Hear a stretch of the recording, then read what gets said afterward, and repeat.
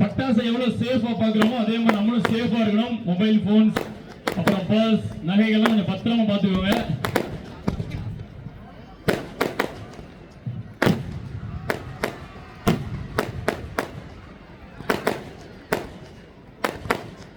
நான் என்னவோ பட்டாசு சவுண்ட் உங்க சவுண்ட் அதிகமா இருக்குன்னு நினைச்சேன். ஆனா பட்டாசு சவுண்ட் தாங்க கிளியுது. நீங்க அப்படியே மெய் மருந்து பார்த்துட்டு தான் இருக்கீங்க.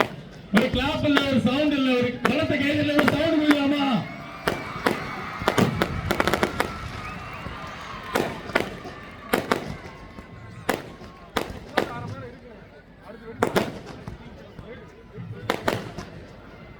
That's